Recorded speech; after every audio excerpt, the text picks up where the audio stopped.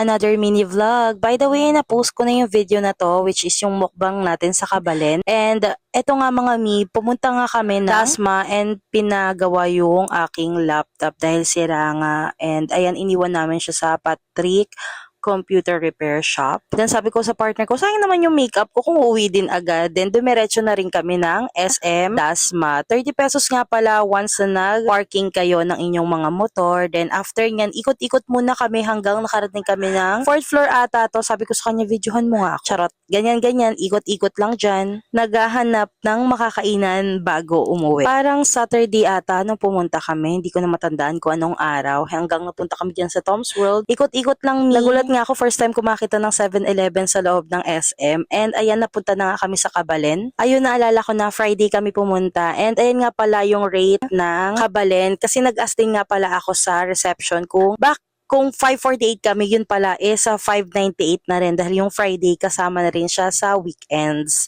And ayan mga mi, yung mga putahe na meron sila, saks lang, hindi ganun kadami. And yung rice nila, dalawa lang, fried rice kaya yung plain rice. And kung mahilig ka sa mga masabaw, katulad niyang sinigang na tilapia ata yun, ayan meron din sila. Kare-kare nila, saks lang din, hindi ako tumikim yung kohol, yung partner ko yung mahilig dun sa kohol.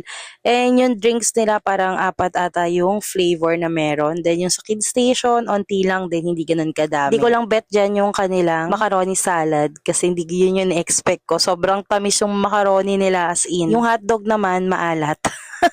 Pasensya na, nag-honest review lang tayo dyan. Then, yung mga gulay, hindi ako masyado lumafang ng mga gulay. Pero, all in all goods naman. More on, yung kanilang lechon yung tinikman ko. Siguro nakadalawang balik ata ako dyan sa lechon nila. Kasi masarap and yung sauce is legit na Mang Tomas. Pagdating naman sa service, goods yung service nila, yung receptionist nila, friendly. Baka sabihin nyo sa akin, oh, ang dami mo ang kinakain, ba't ganyan yung comment po? Syempre, dadami ako yung kinain ko. Babawiin natin yung ginastos, kayo naman talaga naman. And after nyan, lakad-lakad lang kami, then pauwi na ulit kami ng Imus. Yun lang, bye!